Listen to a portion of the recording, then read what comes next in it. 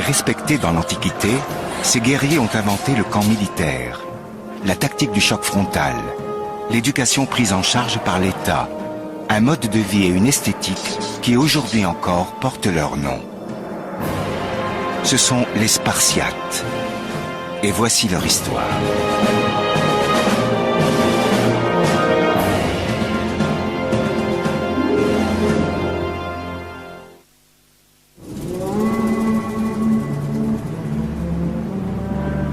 Nous sommes en 480 avant Jésus-Christ, dans le défilé des Thermopyles, à 130 km environ au nord-ouest d'Athènes.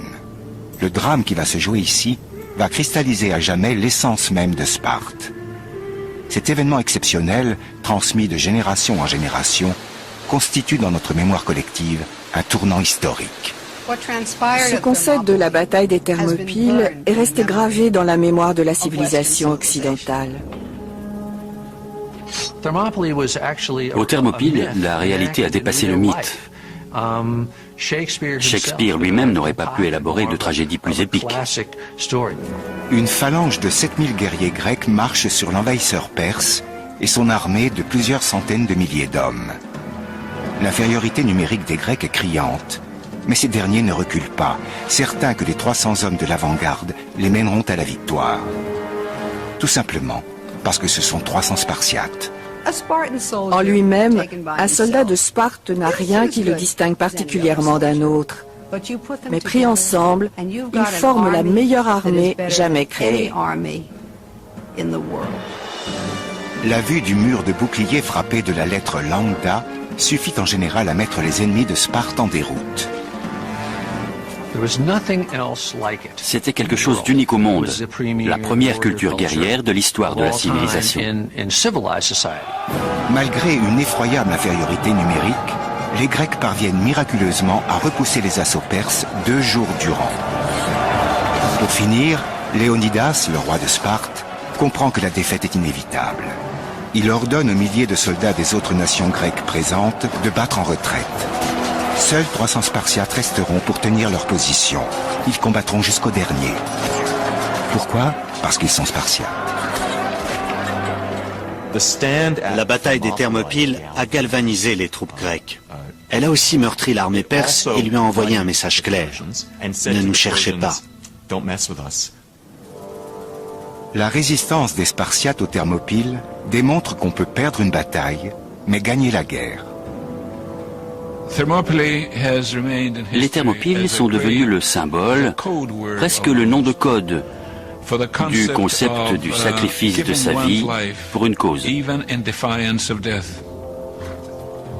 Ces soldats étaient prêts à se battre sans espoir de victoire, au nom de leur vertu et de leur patrie. Ils formaient la plus formidable puissance guerrière que le monde ait connue. Il a fallu un type de société très particulier pour former de tels hommes, capables de se battre avec méthode face à une mort certaine. Les Spartiates incarnent un penchant capital de la nature humaine. La recherche de la pureté, la soif d'ordre et d'harmonie. Cette soif leur donne le courage de ne pas craindre la mort et les rend capables de se battre pour un idéal comme la liberté quel qu'en soit le prix. Si aujourd'hui nous considérons Athènes comme le berceau de la civilisation occidentale et le sommet de la culture grecque, c'était la cité de Sparte qui suscitait l'admiration des Grecs de l'Antiquité. À leurs yeux, c'était une sorte de société idéale, une utopie, au sens où ses habitants se consacraient à un idéal de vertu, de dévouement à la collectivité, de désintéressement et d'unité. Les valeurs que les cités grecques exaltaient étaient leur propre souveraineté, l'unité de leurs citoyens et la victoire sur le champ de bataille. Et Sparte se distinguait avec éclat dans ces 3 domaines.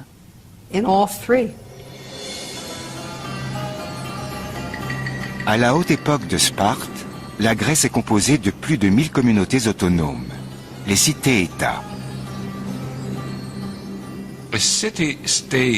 Une cité-État, c'est une ville qui fonctionne comme un État ou une nation, dans toutes ses dimensions pratiques, avec son propre gouvernement, sa propre armée, sa propre flotte et ses propres lois. On trouvait ces cités indépendantes partout en Grèce. À la haute époque de Sparte, la Grèce est composée de plus de 1000 communautés autonomes, les cités-États. Une ville qui fonctionne comme un État ou une nation, dans toutes ses dimensions pratiques, avec son propre gouvernement, sa propre armée, sa propre flotte et ses propres lois. On trouvait ces cités indépendantes partout en Grèce. et la plupart avaient développé une culture remarquable. La fondation de Sparte remonte au XIIe siècle avant Jésus-Christ. Le monde antique connaît alors de grands bouleversements. La puissance égyptienne décline, tandis que le second empire babylonien est en plein essor. Selon la légende, Sparte est née dans la violence, lors d'une conquête. Vers 1150 avant notre ère, des envahisseurs venus du nord se prétendant les descendants d'Héraclès marchent vers le sud pour reconquérir ce qu'ils affirment être leur terre ancestrale. Le roi Lacédémone prend possession du centre de la péninsule du Péloponnèse et la nomme Laconie. Il baptise sa capitale Sparte du nom de son épouse Sparta. Durant près de 4 siècles, jusqu'aux alentours de 750, Sparte est la capitale religieuse, culturelle et politique de la Laconie. L'art et la musique s'y épanouissent. Sparte est renommée pour ses chœurs de jeunes filles. La ville a aussi développé une céramique dont elle a fait commerce et elle est réputée pour ses ouvrages en bronze. Voici quelques exemples du raffinement de l'art laconien. Après le 7e siècle avant Jésus-Christ, toute trace de fabrication de ces objets disparaît. C'est comme si les Spartiates avaient tout simplement cessé d'en faire. L'abandon des arts visuels, qui sont très présents partout ailleurs, est clairement un choix délibéré. Cette décision coïncide avec un grand tournant de l'histoire de Sparte, les guerres de Messénie. À cette époque, l'explosion de sa population contraint la cité-État à chercher de nouvelles terres et de nouvelles sources d'alimentation. Ils ont résolu leur problème en annexant une région entière, plus grande et plus peuplée que ne l'était Sparte. Ce choix va déterminer le cours de l'histoire de la cité pour les 3 siècles qui vont suivre. Ils jettent leur dévolu sur la Messénie, une autre communauté dorienne établie à l'ouest de la Laconie. C'est la conquête de la Messénie et ses contre-coups qui vont révéler l'originalité et l'étrangeté de Sparte. La Messénie est fertile et son agriculture est florissante. C'est de cette province que viennent aujourd'hui les célèbres olives de Kalamata. Mais elle dispose aussi de très riches gisements de fer, une matière première cruciale dans l'équipement militaire grec. Sparte a besoin de la Messénie. Mais les Messéniens ne vont pas se rendre sans résistance. La guerre a été longue et difficile. Les Spartiates n'ont pas pu dompter les Messéniens facilement ni rapidement. La première difficulté est tout simplement d'ordre topographique. Le Tégète culmine à 2400 mètres. Bien sûr, les Spartiates n'ont pas franchi les sommets. Ils les ont contournés. Mais cela implique de faire un long détour et donc de s'éloigner considérablement de leur base. Les Messéniens étaient sur le point de créer leur propre cité-État. Ils ont résisté. Ils ont tenté de conserver leur indépendance, mais les Spartiates ont fini par les conquérir. Il faut presque un siècle aux Spartiates pour soumettre la totalité de la Messénie. Au 7e siècle avant Jésus-Christ, Sparte contrôle une région de 8000 km², devenant ainsi la plus grande cité-État de Grèce. Forcés à travailler dans les champs, les Messéniens sont réduits au statut de serfs, les ilotes. L'ilotisme est une sorte de servage. Un ilote s'occupe d'une ferme et doit réserver une certaine partie de sa production à son maître. Chaque ferme ilote est attribuée à un maître spartiate. Cependant, ce dernier ne possède pas l'ilote. Ce n'est pas son esclave. Il ne peut ni le vendre ni l'acheter. Aucune autre cité-État n'avait encore essayé d'asservir un peuple entier. Les Messéniens sont environ 250 000 et Sparte compte à peu près 10 000 guerriers. Ils sont donc en nombre largement inférieur. Sparte est une nation en état de siège permanent. En ce sens, on pourrait la comparer à l'Israël d'aujourd'hui. Bien sûr, il existe de nombreuses différences entre les deux situations, mais il reste que les questions de sécurité nationale sont cruciales pour les Spartiates.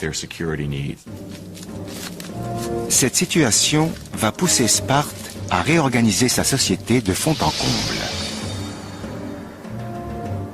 de nouvelles lois vont l'amener à contrôler chaque aspect de la vie de ses citoyens.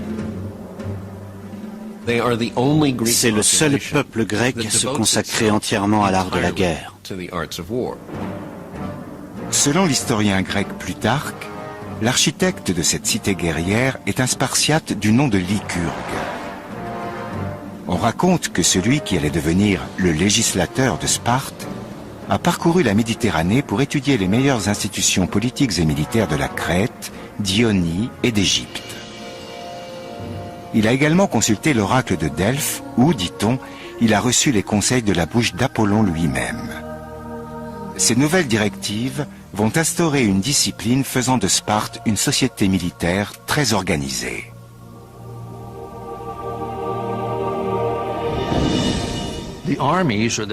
À l'époque, les armées étaient de simples milices. C'étaient des fermiers qui attrapaient la pique accrochée au-dessus de leur cheminée pour aller défendre la cité. En gros, Lycurgue, la figure fondatrice de Sparte, leur a dit « Bon, si on passait pro », et toute une société a découlé de cette décision. Ces lois se sont imposées parce qu'elles étaient revêtues de l'autorité de l'oracle de Delphes. L'oracle avait dit qu'il fallait s'y soumettre comme si elles étaient d'origine divine. Lycurgue a peut-être été instrumentalisé par la légende. Il demeure que pour les Spartiates, c'était bien la sagesse dispensée par Apollon qui leur avait permis de créer le schéma directeur de leur cité. La société spartiate est de type pyramidal. La partie supérieure est composée d'une élite d'environ 10 000 hommes, les homoi, c'est-à-dire les égaux ou les semblables. En théorie, ils disposent des mêmes richesses et des mêmes droits civiques. Le but était de créer une société d'égaux, une armée qui pourrait se battre sans jamais craindre les dissensions, toujours unie. Tout allait dans le sens de l'homogénéité, de la similitude. C'était l'une des clés du système spartiate, dont les maîtres mots étaient stabilité, ordre et obéissance. Après les homoi, on trouve une catégorie composée de 50 000 à 60 000 personnes libres vivant dans toute la Laconie, pour la plupart dans les environs de Sparte. Ce sont les périèques, ceux qui habitent autour. Ils étaient libres, mais ils ne pouvaient pas prendre de décision d'ordre politique. Ils étaient aussi obligés de suivre les Spartiates dans tous leurs choix. Les périèques composent une classe moyenne sans droit de vote, pourvoyant aux besoins des homoi. La majeure partie du commerce, de la production et de l'artisanat, et de la fabrication de ces armes qui étaient nécessaires à la société spartiate, était assurée par les périèques. C'était le moteur qui faisait tourner la machine. Grâce à eux, les pairs de Sparte pouvaient consacrer tout leur temps à l'entraînement athlétique et à la guerre. Tout ce qui n'est pas essentiel au fonctionnement de la machine est éliminé. L'un des prix à payer pour que cette solution fonctionne, c'était la pauvreté culturelle qu'ils se sont imposée. La création artistique requiert un degré de liberté qui aurait été dangereux. Tout en bas de l'échelle et largement supérieur en nombre se trouvent les ilotes. Les épouses et les filles de l'élite spartiate gèrent les affaires domestiques. La seule charge des égaux consiste à s'occuper de ce que les Grecs appellent la police, la cité-État. Ils étaient prêts à prendre des mesures drastiques pour donner naissance à une forme de société complètement inédite à l'époque et qui est restée un cas unique dans l'histoire. Au cours des décennies qui vont suivre, Sparte va mettre au point un système étatique destiné à contrôler ses citoyens du berceau à la tombe.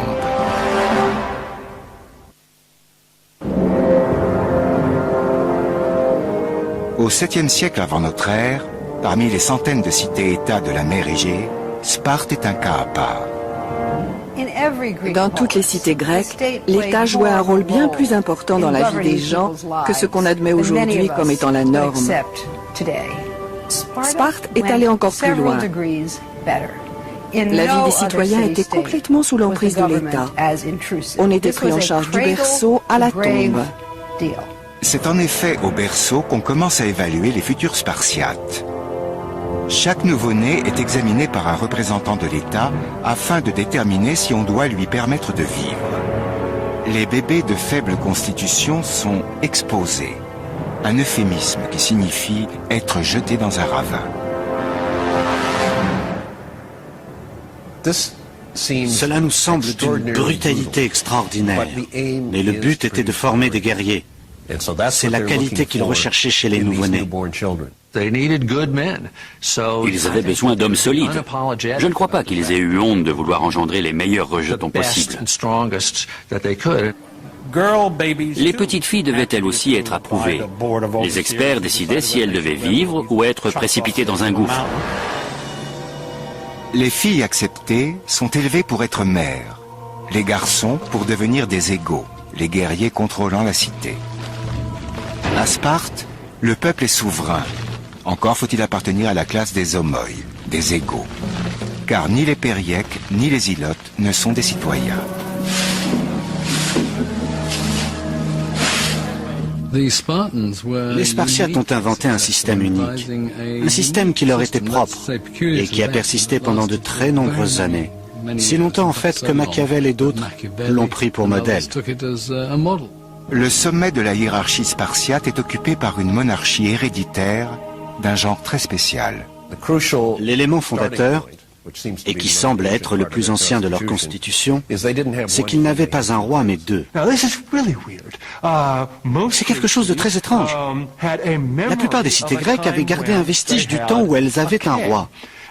Et elles avaient parfois conservé un dignitaire religieux qui portait ce titre. Mais les Spartiates avaient une double monarchie et ces rois étaient investis d'un véritable pouvoir. Ils menaient les armées au combat et disposaient d'une incontestable autorité religieuse. Cela créait un équilibre des pouvoirs et empêchait qu'un seul homme ne prenne l'ascendant. Ces diarques forment avec 28 Spartiates âgés de plus de 60 ans un conseil des anciens appelé la Gérousia. Ce conseil joue un rôle politique et constitue le tribunal suprême. Sparte était une sorte de gérontocratie. Les anciens gouvernaient. Certaines charges ne pouvaient revenir qu'aux vieillards. L'une des raisons qui explique cela, c'est que ceux qui parvenaient à un âge avancé dans un tel environnement étaient nécessairement des hommes d'exception. Après la Gérousia, on trouve l'Assemblée des citoyens formée par tous les égaux de plus de 30 ans. C'est la moins puissante des instances politiques de Sparte. Cette assemblée n'est pas faite pour prendre des décisions. Elle se contente de suivre les ordres donnés par ceux qui ont déjà déterminé la direction que va prendre la cité. En fait, ses membres se contentent de crier « Très bien, allons-y, faisons-le » quand on leur propose les lois. Au sommet de cette organisation se trouve un directoire de 5 hommes appelé Éphore. Ils prennent des décisions d'ordre militaire, sont responsables du système éducatif et disposent d'un droit de veto considérable, y compris sur les rois. Leur pouvoir n'est pas pour autant absolu, car leur mandat ne dure qu'un an, et ils doivent rendre des comptes à l'Assemblée. À la fin de leur mandat, les efforts passaient automatiquement devant un tribunal. C'est un peu comme si nos présidents d'aujourd'hui, à la fin de leurs 5 années de mandat, devaient répondre de leurs actes devant des juges. Le but de la Constitution était d'empêcher quiconque ou une quelconque instance politique de devenir trop puissant. Et il semble que cela ait bien fonctionné. Comment fait-on avancer les choses quand tant de gens vous barrent le passage? C'est simple. Ce système était précisément conçu pour qu'on ne puisse pas faire avancer les choses. Son but était d'empêcher le changement. Et c'était terriblement efficace. Pendant près de 400 ans, Sparte va bénéficier du gouvernement le plus stable de l'histoire de la Grèce antique.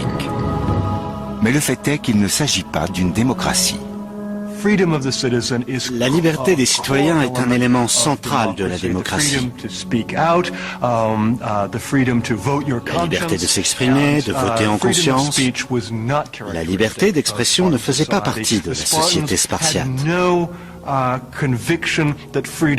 Pour les Spartiates, la liberté n'était même pas souhaitable.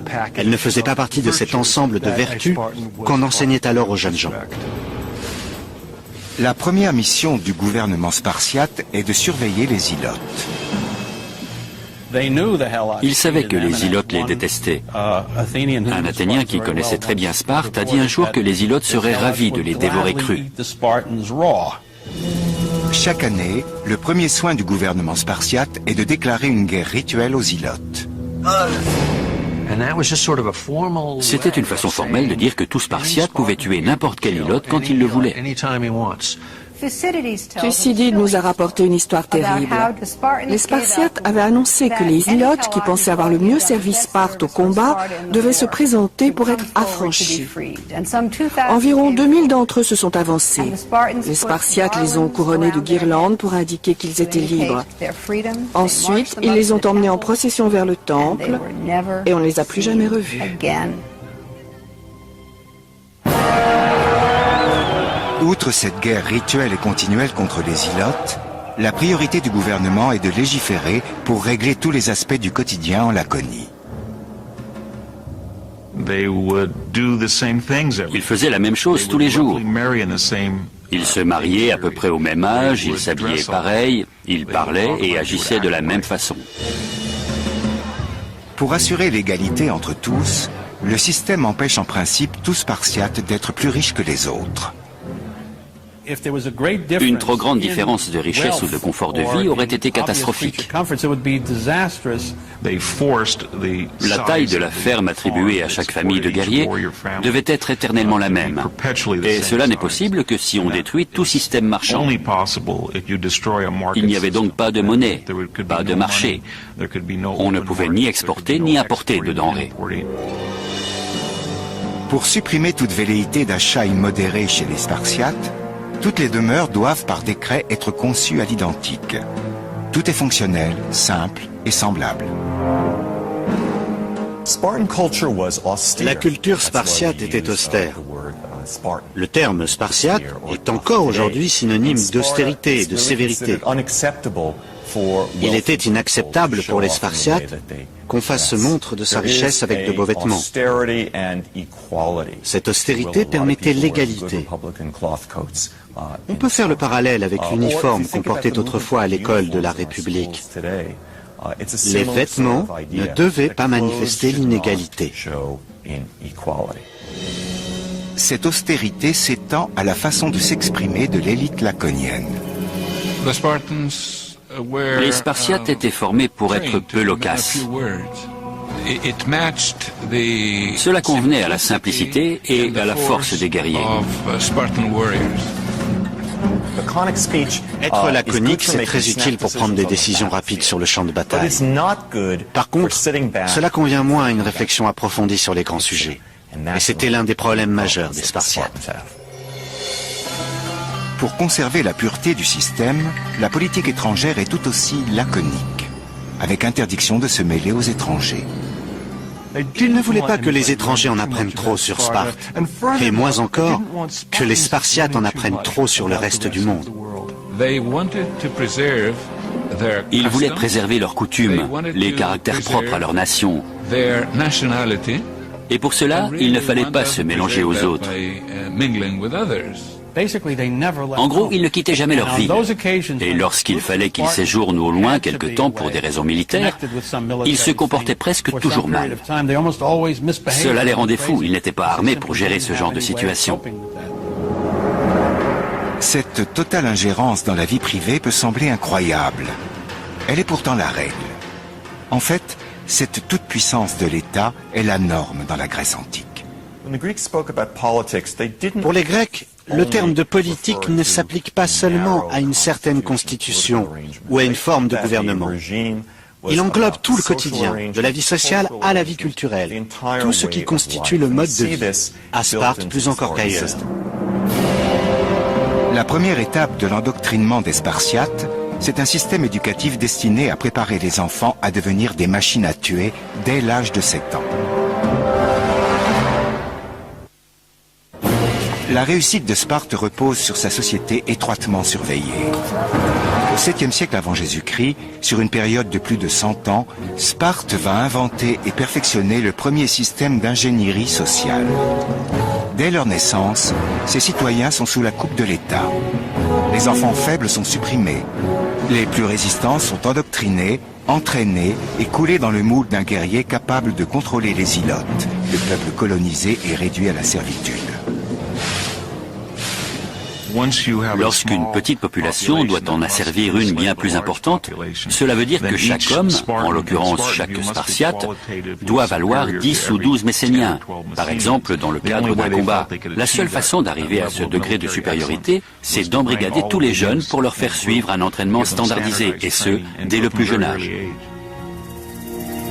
À l'âge de 7 ans, les garçons de Sparte doivent quitter leur foyer pour passer sous la responsabilité de l'État. Ils entrent alors dans une sorte d'école militaire pour y suivre l'agogé. À 7 ans, le jeune Spartiate entre dans le monde masculin, celui qui sera le sien jusqu'à la fin de sa vie, aussi longtemps qu'il survivra. Le premier cycle de cette éducation, c'est ce que j'appelle parfois les louveteaux de l'enfer. L'agogé va durer 15 années, pendant lesquelles on va les préparer à se battre. Dans un registre historique différent, on raconte que le général Patton aurait dit « Je ne veux pas que vous tuiez pour moi, je veux que vous mouriez pour moi ». Cela aurait pu s'appliquer aux Spartiates. Ils se préparaient à mourir. Le premier cycle de l'agogé va de 7 à 12 ans. Les enfants sont sous la responsabilité du pédonome. Ce dernier leur enseigne les rudiments de lecture et d'écriture et il leur donne une première éducation physique. La discipline et les punitions sont souvent dispensées par des garçons de la tranche d'âge supérieure. Pour vous représenter la chose, imaginez que ce soit les petits durs du collège qui vous prennent en charge quand vous entrez à l'école élémentaire. Ce système éducatif tirait parti de la cruauté que peuvent parfois avoir les enfants les uns envers les autres. Ces garçons apprenaient dès leur plus jeune âge à obéir aveuglément aux ordres donnés par n'importe quel supérieur. C'était quelque chose de tout à fait terrifiant. La mission principale de ce premier cycle est d'endurcir les jeunes garçons pour les habituer à une vie de rigueur. Le système éducatif spartiate était fait pour mettre les individus à l'épreuve et éradiquer toute trace de faiblesse. Toute sa vie de soldat, le soldat spartiate se savait surveillé par ses pairs.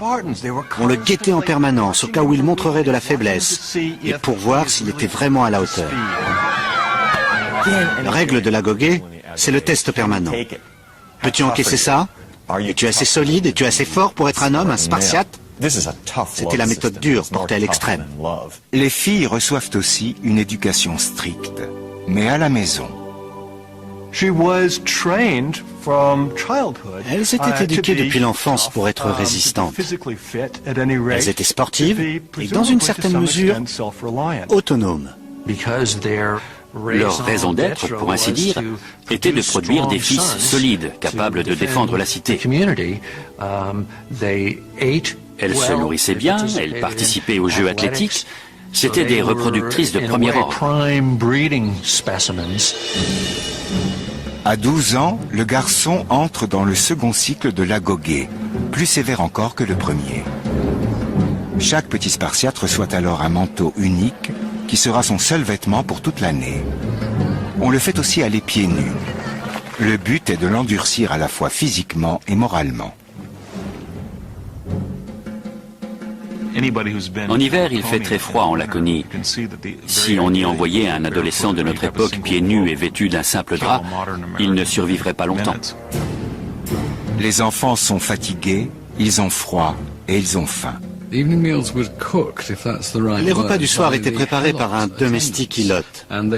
Et il semble qu'il cuisinait, si on peut employer ce mot, une pitance absolument immonde.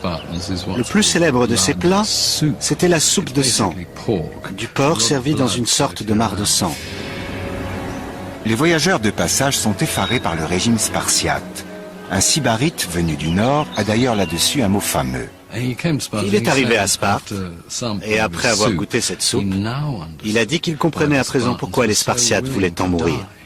Non seulement c'est mauvais, mais en plus, il y en a peu. On vous donne de quoi survivre, mais pas assez pour avoir votre content. Et vous apprenez très vite que si vous voulez avoir assez à manger, il va falloir voler votre nourriture. C'était fait pour qu'il soit vif, mais aussi pour leur enseigner les réflexes nécessaires à la survie. Un Spartiate devait, si nécessaire, savoir trouver de quoi manger dans la campagne pour rester en vie. Un enfant spartiate surpris à voler était puni. Mais un enfant qui ne volait pas était considéré comme une mauviette. Ceux qui s'épanouissaient, c'étaient les meilleurs voleurs, ceux qui ne se faisaient jamais prendre. Selon Plutarque, les jeunes Spartiates étaient capables d'aller très loin pour ne pas se faire prendre. Il nous a transmis une anecdote à ce sujet. Un garçon avait volé un renardeau pour le manger. Ayant eu peur d'être découvert par son supérieur, il avait caché la bête sauvage sous son manteau. Plutôt que d'être découvert, il avait préféré se faire dévorer le ventre par l'animal prisonnier de son vêtement, et il en était mort.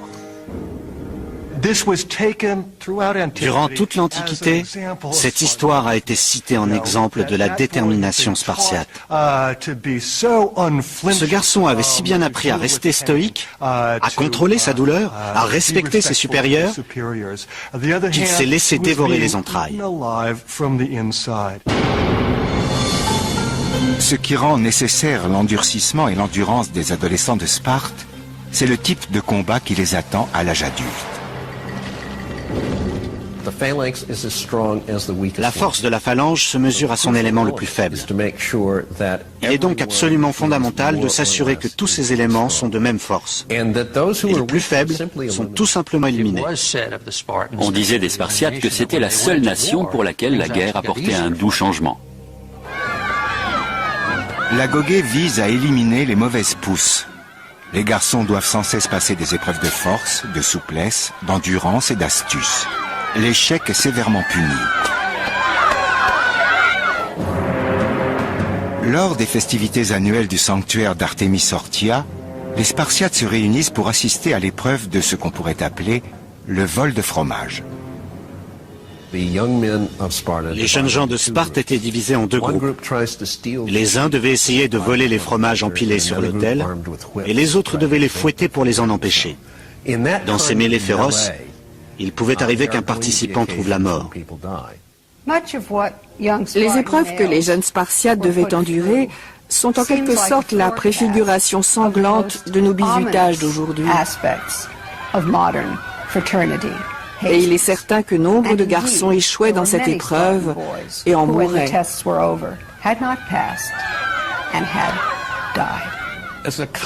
C'est une compétition permanente. Chacun est sans cesse jugé et évalué. Les vainqueurs se voient conférer divers avantages et honneurs. Voilà ce que c'est d'être Spartiate. Un homme éduqué pour être semblable aux autres et subordonner son individualité à la collectivité et en même temps pour devenir un être supérieur. Pour le guider durant son éducation, chaque garçon doit prendre un mentor, un homme plus âgé avec lequel il nourra une relation pour la vie. Le mentor avait la responsabilité du garçon qui lui était confié. Il devait veiller à ce que son entraînement soit approprié, mais aussi à l'élévation de ses manières et de son caractère. La question de savoir si cette relation étroite est également d'ordre sexuel continue de faire débat dans le monde savant.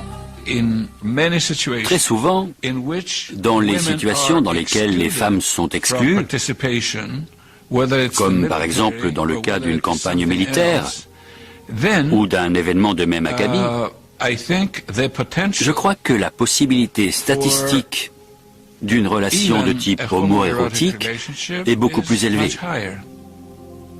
Les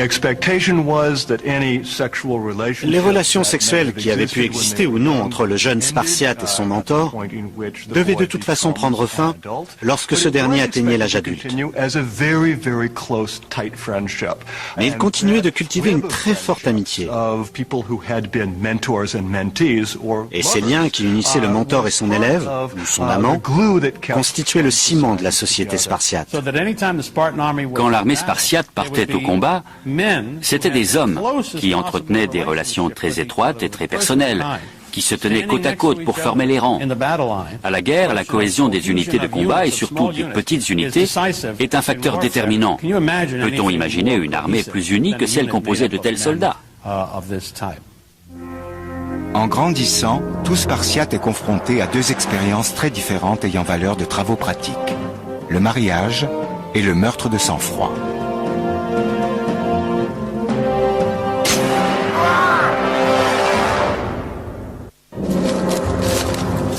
Sparte a non seulement inventé le concept de discipline militaire, mais l'a encore perfectionné au moyen d'une structure sociale unique dans laquelle l'entraînement des futurs soldats commence à l'âge de 7 ans. L'éducation des Spartiates se termine à 20 ans. Ils entrent alors dans un autre monde, celui qui sera le leur jusqu'à leur mort. Mais avant, ils doivent subir une ultime épreuve. Les adolescents les plus prometteurs sont sélectionnés pour la cryptie. Les participants sont autorisés à tuer des ilotes comme bon leur semble. Ils doivent camper en dehors de Sparte, user de toutes leurs ressources pour survivre et, à la faveur de la nuit, assassiner des ilotes.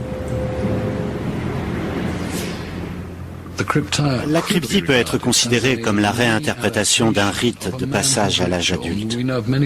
On sait que dans de nombreuses cultures, on doit prouver qu'on est un homme en accomplissant un exploit.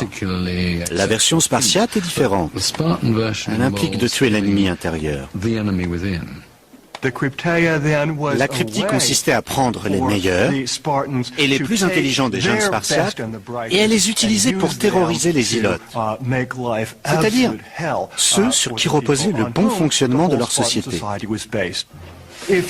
Les ilotes qui étaient particulièrement bons, beaux, qui avaient apporté par exemple certaines innovations agricoles ou de façon plus générale, qui avaient quelque chose d'un peu exceptionnel, vivaient dans la peur continuelle des cryptes. Parce que si ces derniers découvraient leur existence, ils n'avaient de cesse de les tuer.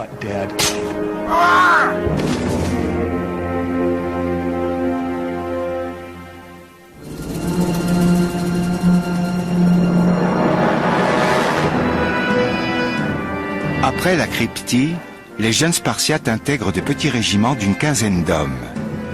Ces unités, les Sicicions, seront désormais leur foyer.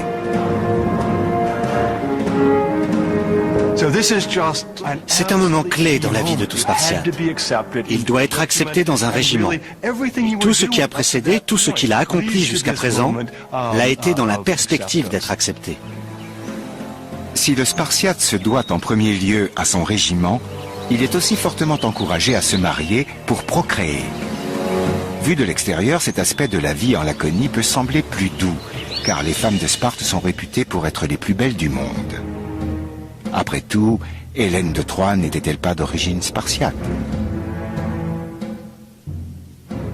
Mais pour les jeunes filles et les jeunes hommes de Sparte, qui n'ont eu jusque-là quasiment aucun contact, le mariage n'est qu'une nouvelle forme d'obéissance à l'État. Et le rituel qui l'accompagne est l'un des plus étranges de la société lacédémonienne. Ce sont deux sociétés distinctes, et le rituel du mariage reflète bien cette séparation. Les mariages sont arrangés. Il n'y a pas de cérémonie de mariage et la nuit de noces prend la forme d'un enlèvement ritualisé. Les cheveux de la fiancée sont coupés courts et on l'habille d'un manteau d'homme. Ensuite, le fiancé doit se glisser chez elle à la nuit tombée pour consommer le mariage. Voilà le début de leur vie conjugale. Un rituel singulier et, à mon avis, assez peu festif, mais très révélateur. En fait, le seul moment où les hommes mariés peuvent se rendre chez eux, c'est pendant la nuit, et dans le seul but de féconder leurs épouses. C'était ainsi que Lycurgue l'avait voulu. Pour entretenir le feu de la passion, il fallait rendre la tâche difficile aux deux amants. Il fallait que leurs entrevues soient une aventure, que l'homme se glisse furtivement dans la maison de sa femme. Et dès que le mariage était consommé, il devait filer pour regagner ses quartiers. On raconte d'ailleurs qu'il n'est pas rare qu'un Spartiate n'ait jamais vu le visage de son épouse avant l'âge de 30 ans. Cela démontre l'étrangeté de cette société, où chaque penchant naturel de l'homme était étroitement contrôlé. Le but du mariage était de donner des enfants à la cité, de préférence des garçons. La tombe d'un Spartiate ne portait son nom que s'il était mort au combat. Et pour les femmes qui avaient droit à une stèle, c'était celle qui était morte en couche. La reproduction est un facteur si crucial que les Spartiates ne reculent devant rien pour s'assurer que leurs femmes donneront des enfants aussi forts que possible. On a vu des cas très étranges dans lesquels les maris invitaient des jeunes hommes qu'ils pensaient meilleurs qu'eux-mêmes à avoir des relations avec leurs femmes, dans l'espoir que le rejeton, ainsi conçu, serait plus fort. C'est un principe eugénique. Lorsqu'il devenait un véritable Spartiate, un homme qui avait fait ses preuves, il devait se reproduire pour perpétuer ses caractéristiques génétiques. C'était une préoccupation constante. Toute cette surveillance exercée sur la vie conjugale et familiale a pour but d'empêcher les Spartiates d'être distraits de leur principal objectif, s'entraîner, manœuvrer, terroriser les Ilotes et maintenir la supériorité spartiate. Les Spartiates étaient-ils persuadés, au fond d'eux-mêmes, qu'ils étaient uniformément vertueux? Ou se disaient-ils parfois « Mince, ce que j'aimerais passer un week-end sympa à Athènes et faire un peu la fête ». On ne le saura jamais. Par contre, ce qu'on sait, c'est que l'image qu'ils renvoyaient était celle d'hommes parfaitement satisfaits de leur sort et de leur vie vertueuse. Mais paradoxalement, ces hommes qui forment l'armée la mieux entraînée au monde n'utilisent pas cette force contre leurs voisins. Ils disposent d'une prodigieuse machine militaire. Mais tout se passe comme s'ils se disaient « Ne prenons aucun risque, admirons-la, polissons nos beaux boucliers, mais ne les utilisons pas à moins d'y être forcés. » 2 siècles durant, ce système va fonctionner à merveille à l'intérieur des limites de la Laconie. Mais c'est alors, pour des raisons qui demeurent encore mystérieuses, que Sparte a commencé à regarder, par-delà ses frontières, vers des peuples à conquérir. Les Spartiates craignaient-ils que leur machine de guerre se rouille à force de ne pas servir, ou peut-être avaient-ils tout simplement soif de vrais combats? Les Spartiates ne doutaient pas un instant que leurs 2 grands adversaires, les Argiens et les Tégéens, seraient faciles à vaincre. Ils étaient prêts à étendre leur territoire et à intégrer d'autres régions dans leur propre système. Au même moment, une armée colossale se prépare à contester la suprématie de Sparte. Une nation de plus d'1 million de soldats fourbit ses armes pour conquérir la Grèce. Les Perses. Au début du 5e siècle avant Jésus-Christ, ils vont d'abord conquérir les Grecs d'Asie mineure, les Ioniens, avant de tourner leur regard vers l'ouest. Et cette volonté de conquête va déterminer l'histoire de la Grèce pour les 2 siècles à venir. Pendant plusieurs générations, l'ensemble de la Grèce va subir la menace perse. La façon dont Sparte et Athènes vont réagir à cette menace va à la fois diviser et unir le monde grec.